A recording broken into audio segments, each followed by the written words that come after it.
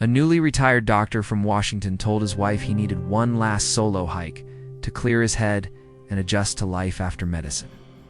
He set off for Mount Rainier and never came back. For years, investigators chalked it up to either a tragic accident or a quiet choice to end his life. But 4 years later, deep in the wilds downstream, a pair of hikers stumbled on something caught in a beaver dam, something that would blow apart the official theory and prove his wife had been right all along. Charlotte's hands trembled as she cracked eggs into the pan, the golden morning light spilling through the kitchen window. Far beyond the glass, the distant outline of Mount Rainier rose against the horizon. For years, since Robert kissed her goodbye, promised to be home for dinner, and vanished into the wilderness he loved. The eggs hissed in the skillet, but her mind was far away, lost in that endless ache of not knowing. The shrill ring of the phone made her jump, sending the spatula clattering to the floor. She froze at the caller ID, Mount Rainier National Park. They hadn't called in. More than 2 years? Mrs. Charlotte Henley? The ranger's voice was steady, almost careful. This is Ranger Mike Patterson from Mount Rainier National Park. We need you to come in. Yesterday, some hikers found a backpack lodged in a beaver dam. We traced the GPS serial number. It's your husband's. Charlotte gripped the counter, her knuckles whitening. A backpack after all this time? Yes, ma'am, the ranger confirmed. The police are here too. We have questions. Her pulse thundered as she drove the familiar winding road toward the ranger station. Every curve was haunted by memory, Robert grinning beside her, pointing out trailheads, promising he'd be careful. He'd hiked these mountains for 30 years without incident. The parking lot was crowded. 2 police cruisers among the Park Service trucks. Her stomach knotted. Inside, the smell of pine and worn wood met her. Right. Ranger Patterson, broad-shouldered and solemn, stepped forward. Mrs. Henley, this is Detective Morrison, County Sheriff's Office. Detective, a tall woman with steel gray hair pulled back tight, offered her hand. I'm sorry to meet you under these circumstances. In a small conference room. Charlotte's breath caught. There it was. Robert's grand blue backpack, waterlogged, caked with mud, torn along one side. The red carabiner she'd given him still clung to the strap. The hikers found it about 8 miles downstream from Spray Falls, Patterson said, wedged into a beaver dam buried under branches and silt. The GPS device was damaged. Why? We never got a signal during the searches, but we pulled the memory card. It kept the data from before the damage. Charlotte's voice was barely a whisper. What did it show? Detective Morrison slid a topographical map toward her. Your husband went deliberately off-trail. Ow. The last ping came from here deep. Wilderness miles from any marked path. We searched the coordinates yesterday and again this morning. Nothing. That's impossible, Charlotte said, her voice trembling. Robert never left a marked trail. He filed his route every time. In 30 years, he never once deviated. The GPS data doesn't lie, Morrison replied, her tone even. Given the location, we're left with 2 possibilities: suicide or an accident. Charlotte's chest tightened. Suicide. He just retired. We had plans on Alaskan cruise trips to see our grandchildren. He was looking forward to all of it. I know this is hard, Morrison said softly. But after 4 years with wildlife and weather, there would be little to no remains. The case will remain closed. We've done all we can. Charlotte stared at them, the room tilting. So that's it? You're just giving up? We're not giving up, Mrs. Henley. We're being realistic, Detective Morrison said, her voice calm but final. Your husband left the trail for a dangerous area. Whether by choice or accident, the end result is the same. The case will remain closed. Through blurred vision, Charlotte examined the contents Ranger Patterson laid out. Robert's medical license, warped but intact, still bore his warm smile and the wire-rimmed glasses she used to straighten on his nose. His hiking permit, October 15th, 4 years ago. Its ink faded but legible. His phone screen cracked and drowned in murky water. Was beyond saving. Patterson's tone lowered once the detective stepped out to take a call. The strange part is where we found it. The beaver dam's miles from any marked trail. For that pack to end up there, he'd have been far from his registered route. The water flow suggests it traveled a long way before getting caught. Charlotte, shook her head, clinging to reason. Robert didn't wander off route. He triple-checked weather reports, carried spares for everything, batteries, food, medical supplies. It was that discipline that made him a great doctor. One of this fit. Patterson's eyes softened. Even the most seasoned hikers make mistakes. Or sometimes they don't want to be found. She met his gaze sharply. Not Robert. Not after 40 years together. Not when he'd been counting down to retirement like a kid marking the days till Christmas. When she left the station, clutching a bag of photocopied permits and a receipt for the pack still evidence of something. No one could define Charlotte felt more adrift than she had the day he vanished.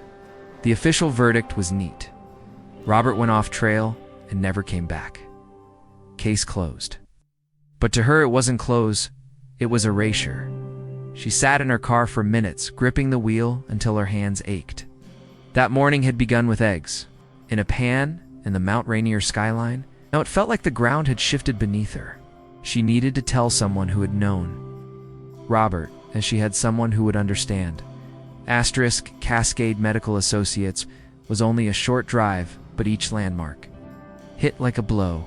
The coffee shop where Robert got his black coffee and blueberry. Muffin. The park where his retirement, cake-shaped like Mount Rainier, had drawn laughter and applause. The building had changed. The blue awning was gone, replaced with gray. Sleek modern lettering gleamed where the old sign had hung. Inside, the warm colors Robert insisted on were replaced by white walls and chrome. "Can I help you?" The young receptionist didn't recognize her. "I'm Charlotte Henley. My husband, Dr. Robert Henley, worked here for years. I need to speak to someone about a development." The receptionist frowned. "I've only been here 18 months. I can call the office manager." A man in his 30s appeared. "Mrs. Henley, I'm Brandon Chen. I'm afraid I didn't know your husband. The practice was sold 2 years ago. Most of the staff changed, but Sarah Winters is still here. She worked with Dr. Henley." Relief surged through Charlotte. Sarah had been Robert's favorite nurse, competent, steady, trustworthy. "She's with a patient, but she'll be free in 20 minutes. You can wait in the break room." The break room felt like a time capsule. Charlotte sat at the round table where Robert had eaten countless lunches, drawing in any lonely or stressed staff for company. 23 minutes later, Sarah hurried in, her face lit with recognition and worry. "Charlotte, oh my goodness, how are you?" Within minutes, Charlotte was pouring it all out, the backpack, the GPS data, the police's verdict. Sarah's face paled. "A beaver dam? After all this? Time." She shook her head. "We still miss him here. Those of us who are left anyway." "They think he went off trail deliberately," Charlotte said. "Suicide or lost?" "Never," Sarah said firmly. Robert loved his work. His retirement shocked us. He was so passionate right to the end. The patients adored him. Mrs. Yamamoto still asks about him every visit. Charlotte leaned closer. "The GPS puts him miles from any trail. They say it proves he meant to disappear." But Robert was careful. "Always." Sarah hesitated. A flicker crossed her eyes before she glanced at the door. "Now that you mention it, he was different that last week. Anxious, distracted, checking his phone constantly, so unlike him. In surgery, he was sharp as ever, but between patients. Heart thudded. Did he say why?" Sarah nodded slowly. "I asked him Wednesday lunch break. He sat right where you are now, and his sandwich was untouched. That wasn't Robert." Gave me this smile that didn't reach his eyes and said, "He had a lot to wrap up before retirement." "It wasn't what he said," Charlotte Sarah murmured. "It was how he said it. His hands, they were shaking. When he lifted his coffee cup. In 15 years of working beside him through emergency surgeries, impossible. Diagnosis, I'd never seen Robert's hand shake. The break room suddenly felt too small, the fluorescent lights glaring down like an interrogation lamp. Charlotte leaned forward. "Was there anything else unusual that week?" Sarah glanced toward the hallway, then stood and quietly shut the door before sitting back down. Her voice dropped to a whisper. "This is probably nothing. But Dr. Harrison's behavior that week was strange. Very strange." Asterisk Harrison. Charlotte instantly pictured Robert's boss doll, distinguished silver-haired, always ready. With an easy smile, they'd shared dinners, holiday parties, warm conversation he wouldn't let anyone help with. Robert's patient transition, Sarah continued. Normally the whole team pitches in when a doctor leaves files to transfer records to update patients reassigned. It's a huge job, but Harrison insisted on handling it all himself. Maybe he wanted to make sure everything went smoothly, Charlotte offered. That's what I thought, until I saw the hours he was keeping. He stayed until midnight several nights that week. I know because I left my keys once, came back after 11 and his office light was still on. Boxes of files everywhere. And here's the odd part. He was taking them home, not storing them in the records room. A shiver slid down Charlotte's spine. Robert never mentioned Harrison was acting strangely. I think that's the thing, Sarah said. During the day, Harrison was his usual self, cheerful, supportive, even through that beautiful retirement party. But after hours, she trailed off, shaking her head. I'm probably reading too much into it. Grief makes you look for patterns that might not be there. You said he took the files home? Were they ever returned? Honestly, don't know. By the time it crossed my mind to ask, the practice had been sold. Harrison made a fortune. On the sale, opened a much bigger place across town, multi-specialty cutting-edge equipment. He's doing extremely well. Charlotte remembered his old office, comfortable but modest. That's quite an expansion. He's got investors now. There was an article about his innovative billing practices. He's speaking at conferences on maximizing healthcare profits. Sarah's voice carried a hint of distaste. Not the same Harrison who used to say patient care came first. The break room door opened, and Brandon leaned in. Sarah, your 2 o'clock is here.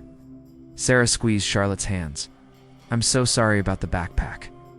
If you need anything at all, call me. She paused at the doorway. Charlotte, I know what the police think. But I knew Robert. Whatever happened on that mountain, it wasn't because he wanted to leave you. He talked about your plans constantly. The Alaska cruise, teaching your grandson to fish. He was counting the days. When Sarah left, Charlotte stayed in the break room motionless, her mind replaying every detail. Robert anxious, distracted. Harrison working late, carting home files, then suddenly flush with money and running a gleaming new practice. On their own, meaningless, but paired with the GPS data showing Robert far from any trail. Thought about the dinners with Harrison and Patricia, the laughter, the medical school stories, the heartfelt eulogy Harrison had given at the memorial. He'd held her as she cried, promised to help. But Sarah's words lingered. Very unusual for a boss to do the grunt work. What had happened in Robert's final week? What could make the most unshakable man she knew tremble? Charlotte rose, gathered her purse, and stepped back into the bright, unfamiliar reception area. The young receptionist was already absorbed in other lives, other days, but Charlotte's life was still trapped in the moment Robert vanished him now for the first time. She wondered if the past held secrets far darker than she'd ever imagined. Charlotte's hands were gritty with dust, her back aching from hours of bending over boxes, but she couldn't stop. The storage unit smelled of mothballs and stale paper, the air thick with years of silence. Late afternoon sunlight angled through a grimy window, turning drifting dust motes into tiny golden ghosts. Ever since Sarah's revelations, she'd felt a growing urgency and need to revisit Robert's belongings with fresh eyes. She'd kept everything from his home office, files, notebooks, receipts. Back then, grief had made the sorting impossible. She'd shoved it all into boxes, telling herself there'd be a day she could face it. 4 years later, that day had arrived, invited and heavy. With necessity, the first 3 boxes yielded nothing but the life Robert had always shown the world. Medical journals, decades worth of patient thank you cards, framed certificates. She even found a crayon drawing sealed in plastic from a child's shaky hand. Dr. Robert is the best. It made her smile through sudden tears. In the 4th box, wedged between thick journals, she found it. Robert's leather-bound day. Planner from his final months. Her breath caught. He'd always refused digital calendars, trusting only pen and paper. She flipped to October, fingers trembling as she found the week he vanished. Monday, October 12th. Staff meeting 7 o'clock. A.M. Johnson's surgery. 9 a.m. lunch with Charlotte. Tuscany's 1 p.m. Tuesday, October 13th, round 6:30 a.m., clinic until 5. Retirement party, 6 p.m. Wednesday, October 14th, Patterson and Associates. 2 p.m. evening review files. Thursday, October 15th, meeting with Harrison. Trail parking lot. 7 a.m., Charlotte stared at the words, the edges of the page blurring. October 15th, the day Robert disappeared. That morning at breakfast, he'd said he was hiking alone. To clear his head, just need a day with the mountain, Charlotte. You know how it centers me. But here in his neat handwriting was proof of a meeting with Harrison at the exact time he'd left the house. Why lie? She flipped back to Wednesday. Patterson and Associates. The name tickled a memory she couldn't quite place. Digging deeper into the box, she uncovered a manila folder labeled October Receipts in Robert's precise block letters. Inside, clipped together, were 3 receipts from Patterson and Associates. The letterhead solved the mystery. Employment law specialists, protecting workers' rights since 1987. Employment law? Robert had never mentioned needing an attorney. The receipts showed consultations on October 7th and 10th, and a third appointment, scheduled for October 16th, the day after he vanished. Her pulse quickened. She pulled out her phone, grateful for the faint bars of reception. The law office answered on the second ring. Patterson and Associates, how may I direct your call? This is Charlotte Henley. My husband, Dr. Robert Henley, was a client about 4 years ago. I'm calling regarding some receipts I found. One moment. The hold music was bland and soothing, but Charlotte's heartbeat thundered in her ears. Mrs. Henley, I'm transferring you to Miranda Dalton. She handles our records retention. A short wait, then a steady professional voice. Mrs. Henley, I see that Dr. Robert Henley had consultations with Mr. Patterson in October 4 years ago. How can I help? I'm trying to understand why my husband needed an employment. Attorney, he never mentioned any work issues. A pause. I'm limited by attorney-client privilege, even posthumously. But I can tell you that Dr. Henley's initial inquiry was about employment whistleblower protections. Charlotte's mouth went dry. Whistleblower protections. Yes, he wanted to know about shielding himself from retaliation and how to document workplace issues properly. He was scheduled for a follow-up on October 16th, but never arrived. Mr. Patterson tried to reach him several times. I remember we were all shocked when we heard about his disappearance. Mr. Patterson was concerned, said Dr. Henley sounded. Very worried during their last conversation. Kept asking whether his family would be protected if he came forward. Protected from what?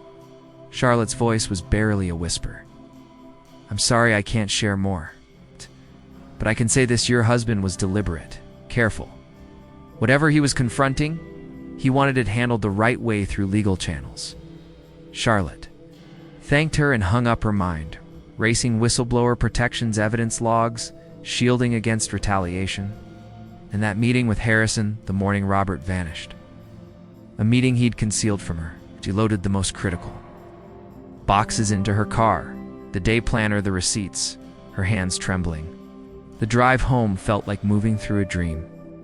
Her street looked exactly as it had that morning, yet everything had shifted. Robert hadn't just wandered into the wilderness. He'd gone to meet Harrison about something weighty enough to warrant legal counsel. As she turned the corner, Charlotte spotted it instantly, the silver Mercedes in her driveway. Dr. Harrison's car. That custom plate was unmistakable. HEALR1. Her chest tightened. She eased in behind it, watching him by her front door, speaking animatedly with Mrs. Chen. Mrs. Chen saw her first, waving enthusiastically. Charlotte. Wow. I was just telling. Dr. Harrison, you were out. He's been waiting. Harrison turned, his smile familiar but strained. His shoulders were rigid, a faint tightness pulling at his eyes. The immaculate suit was there, but his tie was askew. Wrong for him. Charlotte, he greeted warmly, stepping toward her car.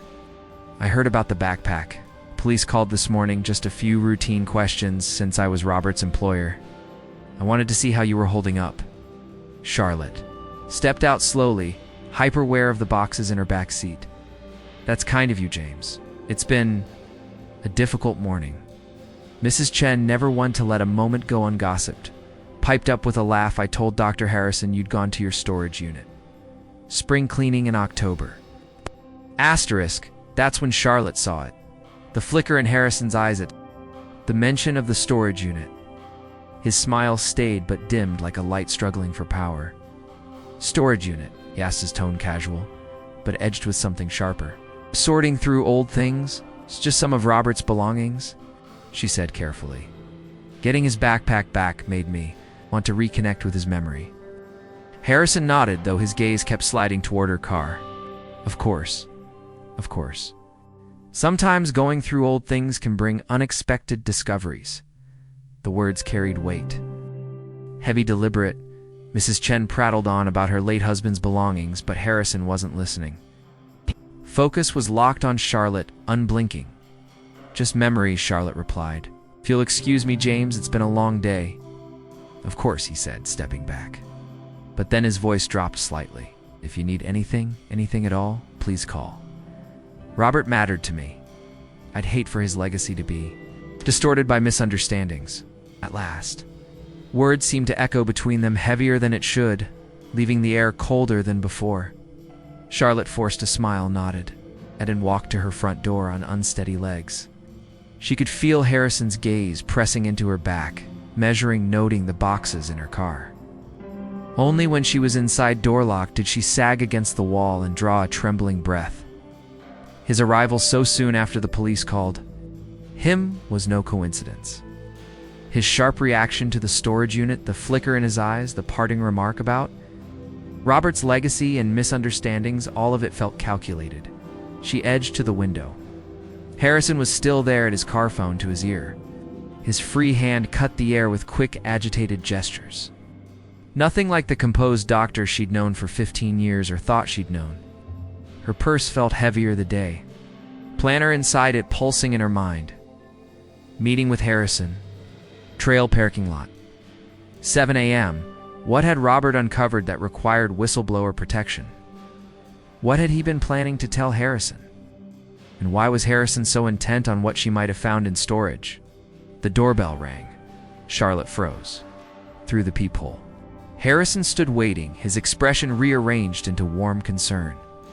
She considered staying silent, but instinct told her that might only draw him closer. She cracked the door. Charlotte, I'm sorry to trouble you again, he said. Voice soft, almost coaxing. I was about to leave when I realized how abrupt I'd been. This news about Robert's backpack has shaken me too. Would you join me for coffee? Sometimes it helps to speak with someone who knew him, who understands the kind of man he was. Wait. Gut whispered danger, but another voice noted the opportunity. If Harrison was tied to whatever haunted Robert, perhaps she could draw him out. I suppose a cup of coffee would be nice, she said evenly. Wonderful. Corner coffee on Main? Robert always said it was your favorite. That works. I'll meet you there in 15 minutes. I can drive us. Harrison offered smoothly. No need for 2 cars.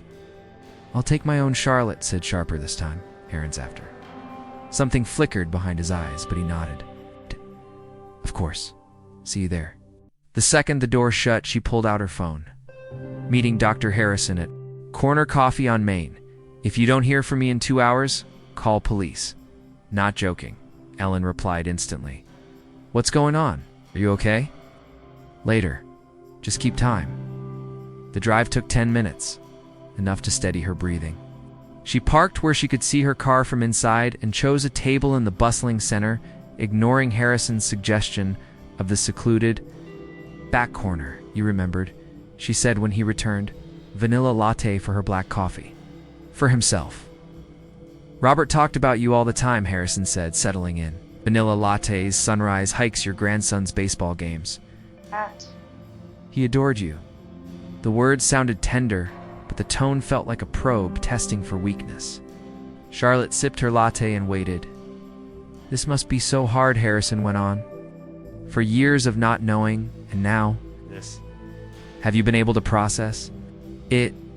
I'm managing, she said. He leaned in, sympathetic smile fixed. Going through Robert's things must be emotional. Did you find much in storage?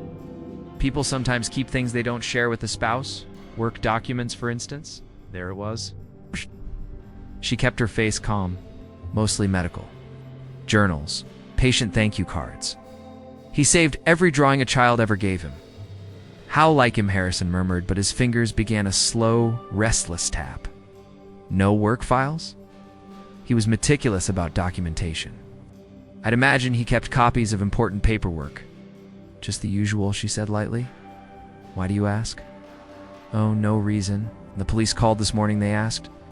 If Robert had ever taken patient files home. HIPAA violations, you understand. I assured them he never would, but I wanted to be certain for his reputation. A fine sheen of sweat gleamed at his temple, despite the coffee shop's cool air. They also asked about his state of mind, Harrison added, fingers drumming faster. I told them what I'd observed. Did you find any personal writings? Journals? People contemplating major life changes sometimes? Write things down? Robert wasn't much for journaling, Charlotte said, watching the faint tightening of his jaw. No. How about appointment books? He always carried that leather planner. Resson tried for casual, but the strain bled through. His voice had an edge now. Charlotte made her choice. Actually, I did find it, his day planner. The drumming of his fingers stopped cold. Oh yes, she said, watching him. It was illuminating, especially his final week. So many appointments wrapping up the practice. But one entry stood out. She let the silence stretch. October 15th. Harrison's tone stayed level, but his knuckles whitened around the coffee cup. He wrote. Meeting with Harrison Trail parking lot 7 a.m., but he told me he was hiking alone that morning. Harrison's expression shattered in an instant concern melting into calculation laced with panic. Oh, that, he said with a laugh so hollow it rang false. Poor Robert. He was confused that morning. Called me around 6:30 sounding off. Said retirement was hitting him. Harder than he'd expected. I suggested we meet, talk it through, but he insisted he needed to be alone. Charlotte didn't blink. 15 years she'd known this man, and now she was watching him fabricate with the ease of breathing. Robert called you? Yes. Patricia can confirm the phone woke us both. He sounded paranoid. I offered to meet him to help, but he refused. Charlotte. Harrison leaned in, voice dropping to a confessional whisper. Robert had been showing signs of depression. For weeks, I didn't want to burden you with that. Depression. Her voice came out sharper than intended. Robert was excited. He had planned strips projects. Sometimes people hide at Harrison cut in smoothly, especially a physician. That confusion about our meeting, writing it down when it was only a call, that's classic under severe stress. But Charlotte knew the truth. She'd seen the entry. Steady, precise handwriting. Robert's mind was clear. He had never lied to her. If he'd spoken to Harrison that morning, he would have told her. I should go, she said, rising abruptly. Harrison stood too fast, rattling the cup against the saucer. Charlotte, wait. If you found anything that could be misinterpreted, will share it. For Robert's sake. Robert's reputation doesn't need protecting. Her tone was ice. She walked away without looking back, though she could feel his gaze like a hand between her shoulder blades. In the window's reflection, Harrison stood, frozen cup trembling in his grip. The man who had eulogized Robert was gone. In his place was someone else, desperate to bury the truth. Her pulse thundered as she locked herself in the farthest stall of the coffee shop restroom. 911? What's your emergency? Charlotte whispered. Corner coffee on Main. I'm with someone I believe may be dangerous. Please send help.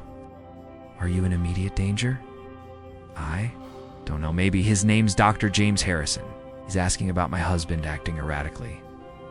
I'm scared. You are if you can. A unit's on the way.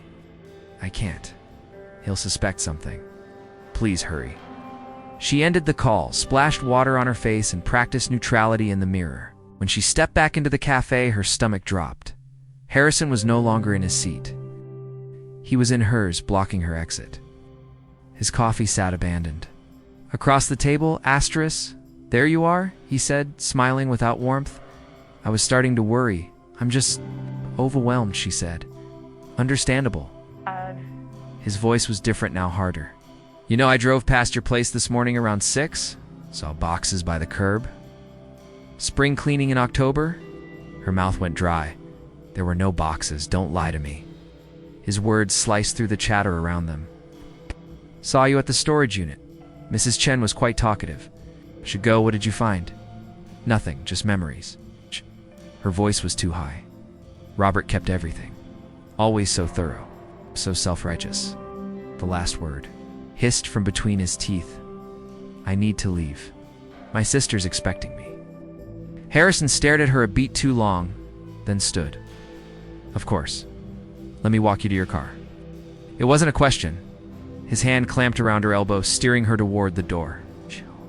She scanned the cafe, desperate for a witness. No one noticed.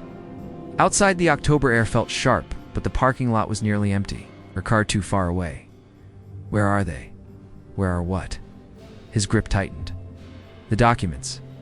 The files. Whatever Robert kept, I know he made. Copies. I don't, Harrison spun her, slamming her against her car. Don't play stupid. Robert was going to ruin everything. 40 years building my practice, helping people, and he wanted to destroy it over a few numbers on a spreadsheet. You're hurting me. Where are the files? Did you give them to the police? The FBI? Who else knows? She tried to pull free. She saw it. The gun. Smoothly drawn from his jacket, cold against her ribs through her sweater. Get in my car. James, please now, or I shoot you here. He shoved her toward the Mercedes, shielding the weapon with his body. Have grandchildren. You should have thought of them before you started digging. Asterisk, he slammed the door behind her, circled to the driver's side, gun still trained on her. Hands where I can see them. She obeyed, trembling as he pulled out of the lot. His voice was calm now, almost conversational. You should have left it alone. Everyone accepted Robert killed himself. For years of peace, and you had to ruin it. You killed him? Robert? Killed himself the moment he tried to be a hero. One sanctimonious doctor was going to wreck the lives of dozens of families over a ledger. I couldn't let that happen. Tears blurred her vision as the city gave way to suburbs, then the lonely roads toward Mount Rainier. He found discrepancies, didn't he? She choked out in the billing. Harrison's laugh was dry and venomous. Discrepancies, such a polite word for survival. Robert never understood. Sometimes you have to bend the system to keep the doors open. Insurance companies cheat patients daily while their CEOs swim in bonuses. I wasn't stealing. I was balancing the scales. By committing fraud, by staying alive. His knuckles blanched against the steering wheel. But St. Robert knows shades of gray for him. Black and white. He was going to report me, tear down everything I'd built, throw me in prison. For what? For making sure my staff's kids didn't go hungry. The trees thickened shadows knitting across the road as the afternoon sun splintered through. The canopy. Charlotte's stomach knotted. She knew this stretch. It was the road to the Sunrise Visitor Center. It's the same route Robert had driven on that October morning. Where are you taking me? Where do you think? A hard turn onto. A dirt track sent the Mercedes jolting over roots and stones. Your husband liked to hike, Harrison said, his eyes fixed ahead. Thought the mountain cleared his head? See if it works for you.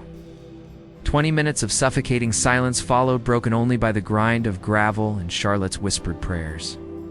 At last the car lurched to a stop in a small clearing out. Her knees almost buckled. The forest seemed impossibly serene birdsong. Breeze in the branches, yet she could feel death hovering like a shadow. Walk. The gun's barrel nudged her toward a narrow path swallowed by trees. We're gonna take a little hike, just like Robert did.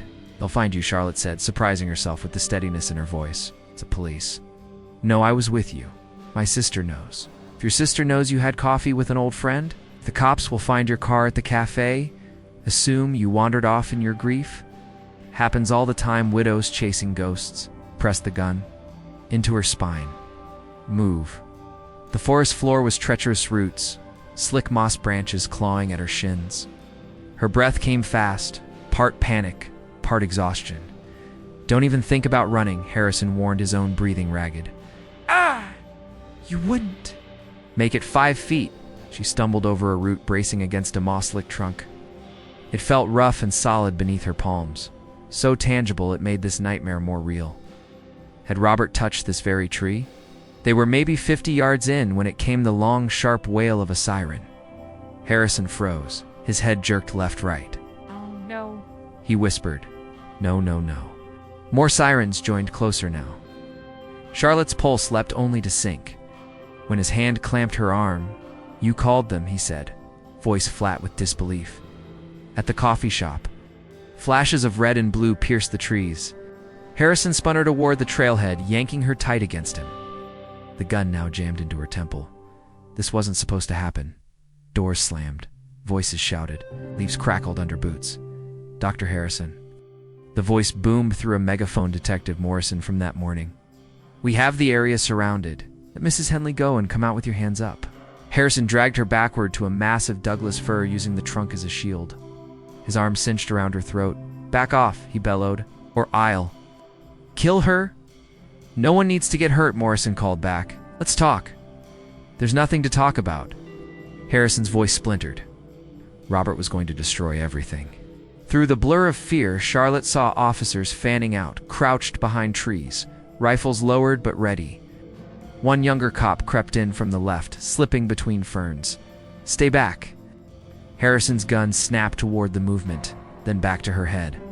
The standoff stretched minutes, dragging into an eternity. Sweat dripped from his brow onto her skin. His whole body was trembling, the gun quivering against her skull. This wasn't supposed to happen, he kept muttering. Robert could have taken the money enough to travel, live easy. But no, he had to be noble, righteous. "Dr. Harrison," a new, calm voice broke in. "I'm Officer David Chen, a negotiator. Help me understand. What happened?" Harrison gave a harsh, broken laugh. "What happened is one sanctimonious bastard decided 15 years of friendship meant nothing." Charlotte felt his grip slip, the gun wavering. His gaze flicked between her, the police, and the dark paths between the trees. Like a trapped animal looking for escape, he had the evidence. Harrison went on, voice unraveling. "Copies of everything, bills, records, bank statements. Said he'd go to the FBI that afternoon if I didn't confess." Officer Chen took a slow, open-handed step forward. "Let's talk about this, doctor. I'm sure there's a way, don't?" "Come any closer?" Harrison barked, and the gun jammed hard against Charlotte's skull. Harrison's voice had risen to a jagged scream, panic tearing away the last shreds of control. Charlotte could feel his heart pounding against her spine, his breath coming in short, ragged bursts. Chen took another cautious step forward, too close. The sound Harrison made was part sob, part snarl. In a sudden, violent motion, he swung the gun like a hammer, smashing it against the side of Charlotte's head. Pain exploded through her skull, vision shattering into a spray of white stars. She cried out, legs giving way in the forest. Tilted around her as she collapsed, her fall ripped away his shield. Harrison froze for a fraction of a second, staring at her crumpled form, then at the tightening ring of armed officers. The choice came in a heartbeat. He bolted, crashing into the undergrowth branches, whipping against his suit. He made it 20 feet. Two figures in black tactical gear exploded from cover, hitting him from both sides. They went down hard. In the pine needles, Harrison thrashing wildly, grunting, cursing, but hopelessly outmatched. "Stop resisting." One officer barked as they forced his arms behind his back, cuffs clicking shut. Harrison fought on, spitting words like, "Venom, you don't understand. Robert ruined me, my practice, my reputation, my life. 40 years gone because he couldn't keep his sanctimonious mouth shut." Charlotte pressed a trembling hand to her bleeding scalp, the forest spinning in sickening circles. EMTs were suddenly, their voices calm and steady, gauze pressed to the gash.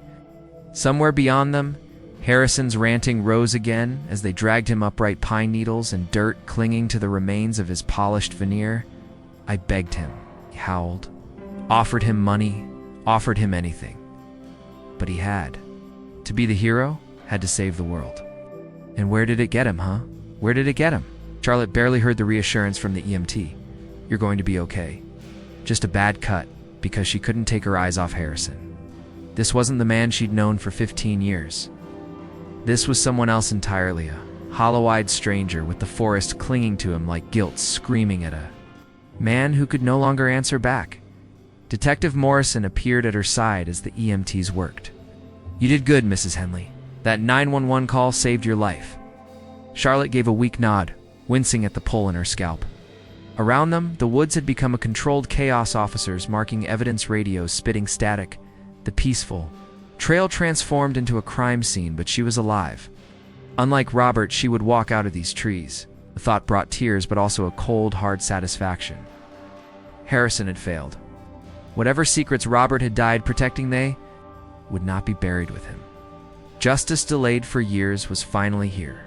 The fluorescent glare of the police station's interview room made her head throb, but Charlotte refused to go to the hospital before giving her statement. A butterfly bandage held her wound closed. The EMTs had promised it wouldn't need stitches. Morrison sat across from her. Recorder ready, a younger officer scribbling notes. "Take your time, Mrs. Henley. Start wherever you're comfortable." Charlotte began with the morning's discovery of Robert's backpack moved through. Whoa. Sarah's revelations at the clinic, the storage unit, Harrison's unraveling, then the gun, the forest road, and the sickening certainty she was about to die where her husband had. He kept saying, "Robert should have taken the money," she said quietly. That Robert was going to destroy everything. Asterisk. Morrison nodded. "Dr. Harrison is in interrogation room too. Would you like a break?" "No. I need to know what happened to my husband." A knock at the door interrupted them. Another detective leaned in, murmured something that made Morrison's eyebrows lift. "Mrs. Henley," she said, voice measured, "Harrison's story is collapsing under the day planner evidence and your testimony." And he's talking. A lot, Charlotte's hands tightened in her lap. "What is he saying?" "Let me get the latest update. Officer Williams will stay with you." 15 minutes later, Morrison returned, a thick folder in hand and a grim set to her jaw. "He broke down," she said. "He's confessed to Robert's murder." The word landed like a blow to Charlotte's chest. Murder. Not missing, not suicide, not accident. Morrison opened the folder. According to Harrison, he and two men from his practice people who handled his off-the-books jobs met Robert at the trailhead that morning. They told him they wanted to resolve their misunderstanding. Privately, Robert had believed them. Yes, but willing to listen. Harrison had convinced him they just needed to talk away from prying ears. They lured him up the trail for nearly an hour, deep into the wilderness, far from anyone who could hear or see. Charlotte shut her eyes, forcing herself to picture Robert that morning, walking with those men, still clinging to the hope that reason would win out. He'd always believed people could choose the better path. They stopped at a remote overlook. Morrison continued, her voice low. "Harrison says he made one last offer, money for Robert's silence. When Robert refused, said he was going to the FBI that very afternoon. Harrison claims one of his men pushed him." Morrison's eyes held a hard skepticism. "Given his track record, we believe Harrison gave the order, or did it himself." "How?" Charlotte's voice was barely audible. It was a 200-foot drop. Onto rocks, instantaneous. Morrison softened. "He wouldn't have suffered, Mrs. Henley." Charlotte swallowed hard, unable to respond. The detective gave her a moment before pressing on. They staged it to look like Robert had wandered off trail, smashed his GPS so he couldn't be tracked, dumped the backpack in the river. They thought it would vanish forever. But why? Charlotte managed at last. What could be worth killing for? Morrison slid a sheet of paper across the table. "This is where it gets complicated. Harrison's admitted to running a massive insurance fraud for 15 years, billing for procedures that never happened, even on patients long dead, altering records to hide it." Charlotte's thoughts flashed to Sarah's words. How Harrison refused help with the patient transition, taking all the files home. He was covering his tracks. That's only part of it. Morrison's expression darkened. He was also tied to illegal organ trafficking. Black market transplants laundered through his legitimate practice. He had a network in multiple cities, a web of corruption stretching across state lines. Charlotte's stomach churned. The man who had delivered Robert's eulogy, praising his integrity, had been building an empire on the destruction of lives. In the last weeks of his life, Robert noticed discrepancies, Morrison explained. Financial irregularities, mismatched patient files, unexplained deposits. He started digging quietly, building a case. The attorney, Charlotte said suddenly. He was asking about whistleblower protections. Exactly, Harrison. Found out he won't say how Anne tried bribery, then threats. Robert wouldn't budge. Knock interrupted them. An officer whispered something to Morrison, and Charlotte saw her expression. Changya. Flicker of grim satisfaction. Mrs. Henley Morrison said, "Based on Harrison's confession, we sent a helicopter to the cliff. They found remains. Lodged between rocks in the ravine. Recovery teams are working now." Tears blurred Charlotte's vision. 4 years of limbo, of questions that had devoured her life, and now the answer. "I need to prepare you," Morrison said softly. "After 4 years of exposure, much is gone. Identification will require DNA, but you'll be able to bury him." Charlotte's voice shook. "Then I can finally bring him home." Morrison nodded. Harrison's naming names. 2 maintenance men from his practice helped him. They're being arrested now. The FBI's taking over. This is bigger than one corrupt doctor. Your husband uncovered a nationwide criminal network.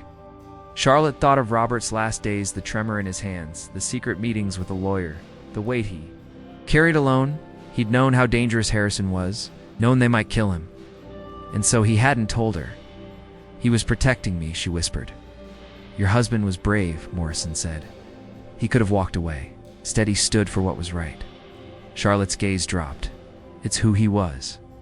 Later, as she signed her statement, she realized she'd lost 2 men that day: the husband who died on that mountain and the friend she thought she knew. Harrison had sat at her table, laughed with Robert, all while running a criminal empire. But Robert had seen through the mask, and even knowing the cost might be his life, he'd pressed on. Gathering evidence, building a case, determined to bring Harrison down legally. He died where he loved to be, on the mountain, but died with his integrity intact. When Charlotte stepped out of the station, the sunset bathed Mount Rainier in pink and gold. Somewhere on those slopes, they were bringing Robert home. The waiting was over. The truth was known. Her tears returned, but this time they mingled with pride. Robert had died a hero. Harrison would face justice. His network would crumble, and Robert finally would rest in peace. His last battle had been won.